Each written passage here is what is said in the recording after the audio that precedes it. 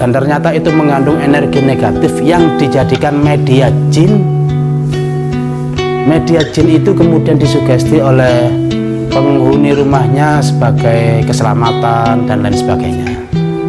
Ya.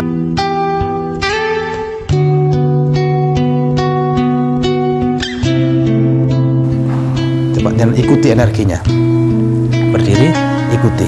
Dari hasil pendeteksian ini ada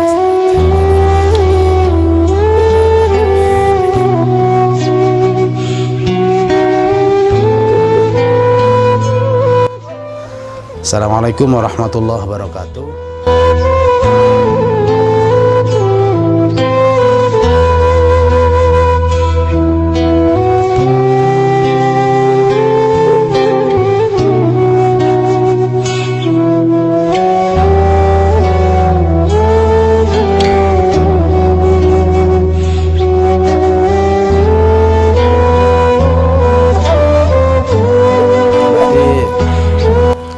Yang dirasakan oleh ibu tadi itu, dia mendeteksi untuk menetralkan energi negatif di sekitar rumah ini. Ketika saatnya netral di lantai 2 sampai turun, kemudian dia merasakan hal-hal yang seperti diceritakan tadi itu. Saya mengindikasikan, sempat cerita bahwa pernah punya barang-barang tertentu, berupa batu merah delima, punya sisik ular, dan tiba-tiba ketika kita mau mencarinya saat ini juga, sisik ular itu hilang. Satu benda yang pernah dikasih oleh seseorang berupa sisik ular, kemudian hilang sisik ular itu. Dan ketika ibu tadi mendeteksi, ibu tadi merasakan seperti ular yang masuk, ya, seperti ular yang masuk. Dan kemudian memang karena ular, jinnya berupa jin hewan, dia nggak bisa ngomong, kita langsung eksekusi aja untuk dibuang. Pesan saya bahwa memang ada barang-barang tertentu yang itu menjadi media mereka untuk bersembunyi di tempat itu, atau dengan sengaja seseorang mengambil manfaat dari energi media itu melalui jasa jin atau apapun bentuknya, demi kemaslahatan, demi apa saja bagi penggunanya. Dan saya yakinkan itu, kalau media itu berupa khotam jin, kami hanya menyarankan untuk tidak digunakan, karena akan tidak menjadi manfaat bagi penggunanya, malah lambat laun akan menjadi mudarat bagi penggunanya. Dan kesepakatan dengan jin itu tidak sama sekali menguntungkan bagi manusia, tapi lebih menguntungkan bagi mereka, golongan jin yang mengambil manfaat kepada kita sebagai manusia yang menggunakan media mereka.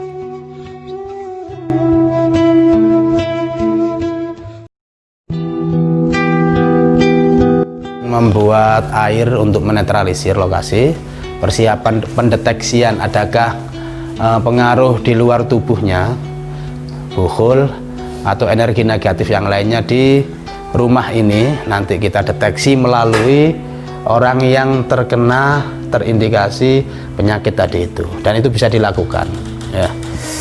Pertama, air ini kita campuri garam seperti episode video sebelumnya.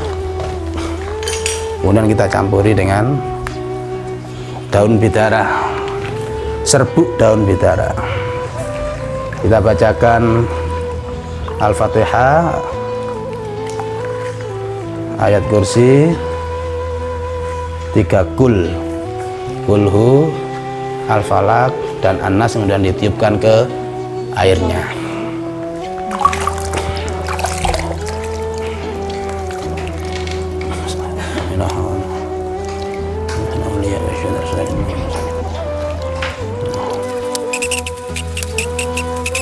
Air sudah siap untuk digunakan menetralisir.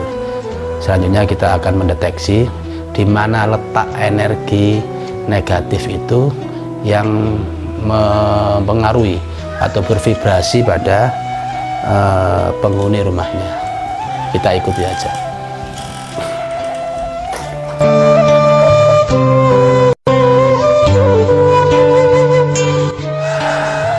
Tiga kali. Mengenai mulut pelan-pelan. Oke, terus mengenai mulut pelan-pelan. Mohon kepada Allah, ya Allah, jangan paringi kula kekuatan sakit mendeteksi energi gangguan berupa energi negatif di sekitar rumah ini, ya Allah. Kula tambahi bacaan Quran, serap semua energi positif dari bacaan Quran ini. La tudrikul absar wa huwa yudrikul absar wa latiful khabir. La tudrikul absar wa yudrikul absar wa latiful khabir. La tudrikul absar wa yudrikul absar wa latiful khabir.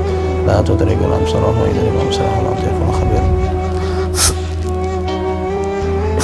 Oke, tangan kanan jenengan. Oke, kita lagi cek mulai dari areal teras rumah, halaman rumah. Di telapak tangan terasa apapun, jenengan langsung saja. La tudrikul absar wa yudrikul absar wa latiful khabir. La tudrikul absar wa yudrikul absar wa latiful khabir. La tudrikul absar wa yudrikul absar wa latiful khabir. La tudrikul absar wa yudrikul absar wa latiful khabir.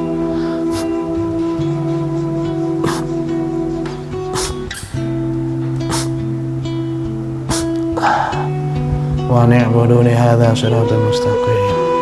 Wa ni'buduni hadza siratal mustaqim. Wa ni'buduni hadza siratal mustaqim. Wa ni'buduni hadza siratal mustaqim. Alimul ghaibi wasyahada huwar rahmanur rahim. Alimul ghaibi wasyahada huwar rahmanur rahim. Alimul ghaibi wasyahada huwar rahmanur rahim. Alimul ghaibi wasyahada huwar rahmanur rahim. La tudrikul absar wa yudrikul absar wa latiful. Terasa hangat, terasa berat atau apapun, langsung saja.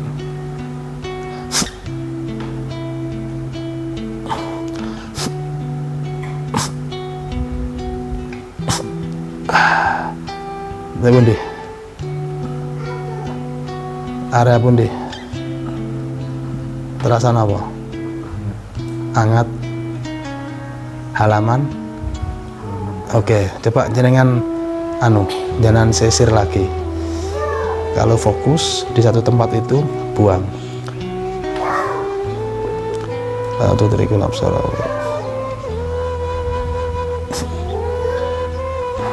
Coba jangan ikuti energinya. Berdiri, ikuti. Oke. Terus ikuti sana energinya. Biar lebih fokus, apakah itu energinya nampak berupa benda atau hanya gaib saja. Kita mencoba menelusuri sumber energi itu, apa berasal dari pendaman yang wujud atau gaib. La tudrikul absar wa yudrikul absar wa latiful khabir.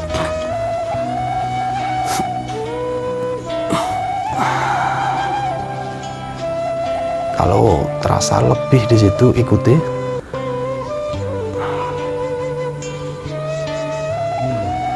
Hilang. Oke, ikuti terus.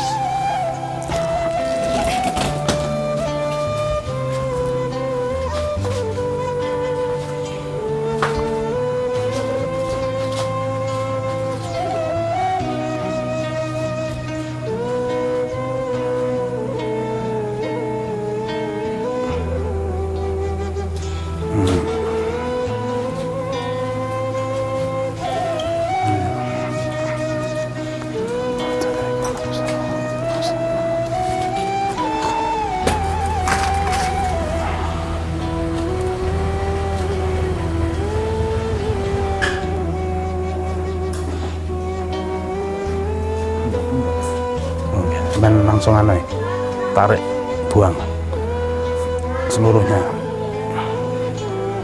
buang, tentukan tempatnya.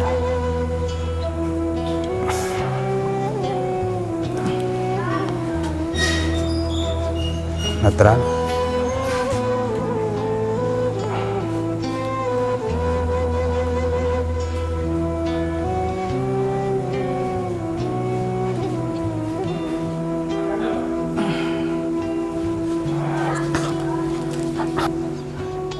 energinya masih ada apa tasik anu? Oke, udah. Ternyata bukhulnya memang tidak nampak dan tadi langsung dinetralkan dengan dibuang langsung, dan itu bisa dilakukan dan ditambah dengan siraman air yang dicampur dengan garam dan serbuk tidak.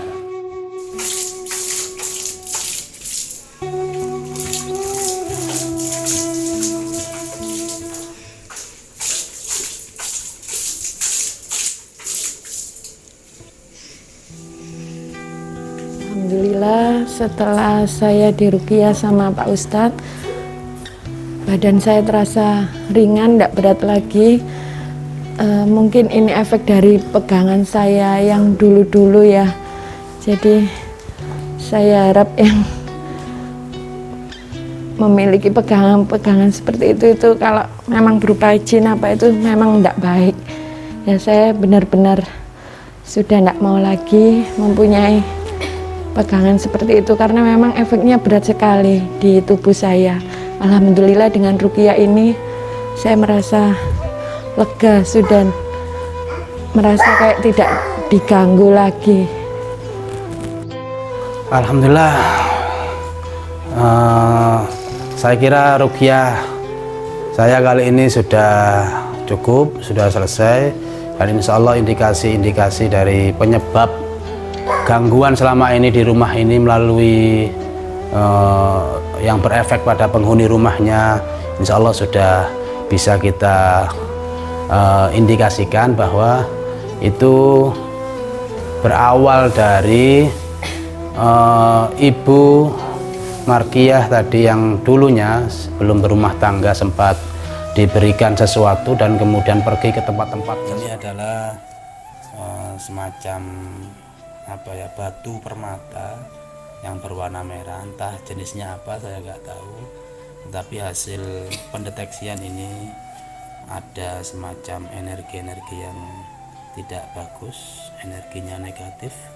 Sebetulnya ada lagi simpanannya berupa sisi ular yang tadi ketika kita mendeteksi kemudian ibu tadi itu serasa ada yang masuk berupa ular dan itu hilang memang sisinya, dan mudah-mudahan itu semuanya sudah netralkan seperti ini.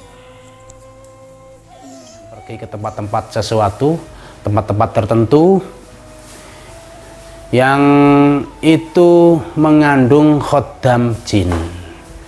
Jadi benda-benda itu berupa akik, berupa sisik ular dan lain sebagainya, ada beberapa, dan ternyata itu mengandung energi negatif yang dijadikan media jin. Media jin itu kemudian disugesti oleh penghuni rumahnya sebagai keselamatan dan lain sebagainya. Nah, memang tidak semua media-media semacam itu mengandung energi negatif, tidak. Selagi yang pertama kita beranggapan bahwa Allah lah yang menjadi penyebab semuanya, manfaat atau mudaratnya. Yang kedua, hati kita teguh bahwa tidak ada satupun yang memberikan manfaat dan mudarat kecuali Allah Subhanahu wa Ta'ala. Intinya di situ. Perkara barang-barangnya itu mengandung apa saja, itu sama sekali tidak berpengaruh kepada kita selagi keteguhan hati kita untuk tawakal, pasrah sepenuhnya kepada Allah itu tidak akan memberikan efek sama sekali. Kalaupun kita punya barang-barang semacam itu tapi kita menganggapnya hanya sebagai kreasi seni saja, warisan budaya saja, maka itu tidak menjadi masalah. Dan kita tidak merawatnya dengan model-model pemberian minyak-minyak setiap malam-malam hari-hari tertentu.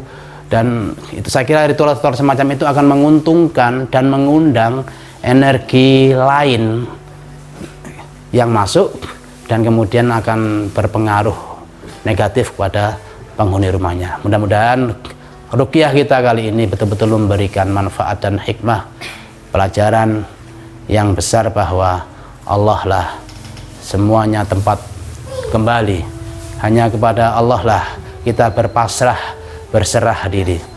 Adapun tawassul kita melalui guru-guru kita, melalui para nabi, melalui Rasulullah, itu diperbolehkan.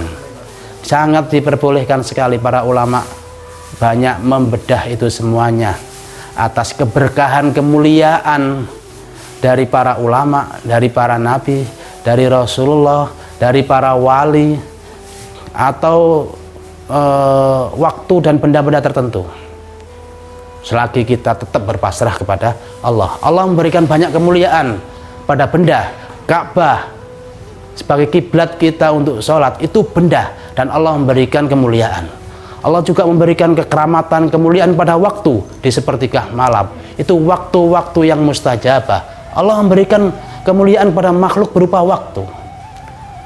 Bahkan Allah memberikan kemuliaan-kemuliaan lain berupa apa saja yang dimaui Allah. Yang penting bagi kita adalah bagaimana kita tetap pasrah, tawaduk, dan yakin Allah lah yang memberikan manfaat atau yang memberikan mudarat. Cukup sekian, wallahul muwaffiq ila aqwamit thoriq. Wassalamualaikum warahmatullahi wabarakatuh.